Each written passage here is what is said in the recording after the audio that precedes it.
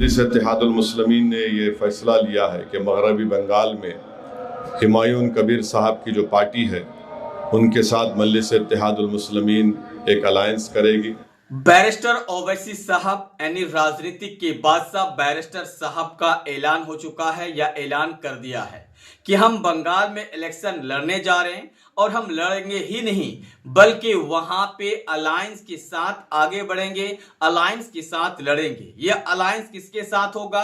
हुमायूं कबीर की पार्टी और वहां के जो फुरफुरा शरीफ के मौला साहब हैं उनके पार्टी के साथ। लेकिन इस अलायंस के ऐलान के बाद ममता बनर्जी, वहां के जो कांग्रेस लीडर है वो, और वहां के जो खास करके लेफ्ट लीडर है वो, और भाजपा सब बिल्कुल सदमे में है। क्योंकि इस जो अलायंस से सबसे ज्यादा अगर किसी को डेंट पहुंचेगा तो ममता बनर्जी को, जिसके वजह से माहौल गर्म है। हम आपको समझाएंगे क्या है माहौल, क्या है ग्राफ, लेकिन उससे पहले आपसे रिक्वेस्ट है चैनल को सब्सक्राइब नहीं किए तो कर लीजिए और मेरी फेसबुक पेज पे तो फॉलो और शेयर जरूर कर लीजिए।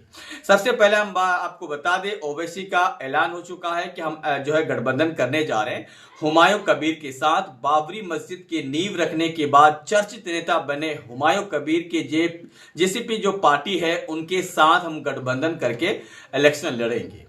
और इलेक्शन लड़ने के साथ साथ एक सिग्नल भी आया है कि कितने सीट पर लड़ेंगे, क्योंकि ओवैसी नहीं चाहते हैं या उनके अलायंस नहीं चाहते हैं कि हम पूरे एरिया में इलेक्शन लड़े, क्योंकि जहां पे हमारा होल्ड है, जहां पे हमारा पकड़ है वहीं पे इलेक्शन रहे। जैसा कि बिहार में एक लोकेशन को टारगेट करके इलेक्शन कैंपेन किया और वहां पे कामयाबी मिली भी।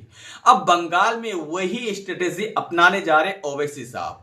मतलब ओवैसी साहब का एक संकेत है कि 50 से नीचे, 50 प्लस नहीं, प्लस माइनस ही होगा, 50 सीट से कम सीट पर हम इलेक्शन लड़ेंगे और अधिक से अधिक जो है जीतने का जो प्रोबेबिलिटी है वो हासिल करेंगे। तो इसके मतलब ये है कि ममता बनर्जी को 50 सीट पर या जितने सीट पर लड़ेंगे उतना में डेंट पहुंचेगा। अब इसमें कितना डेंट पहुंचेगा ये तो आने वाले वक्त बताएगा, लेकिन इतना जो आकलन आ रहे, जो फीडबैक आ रहे, तो ये अगर 50 से नीचे सीट पर फाइट करते हैं तो 10 प्लस सीट तो कंफर्म जीतेंगे, ये बताया जा रहा। तो मतलब ये है कि इन 50 सीट में 10 सीट अगर अलायंस जीतते हैं तो बाकी 40 सीट क्या टीएमसी के खाते में जाते हैं, ये 40 सीट में क्या भाजपा डेंट मारते हैं, ये बड़ी बात होगी। लेकिन इतना जरूर है, एमआईएम के चाहने वाले खुश हो जाइए, बंगाल में एक मजबूती के साथ लड़ने आ रहे हैं। और इसकी अपडेट, इनके न्यूज के लिए हमारे चैनल फेसबुक पेज को फॉलो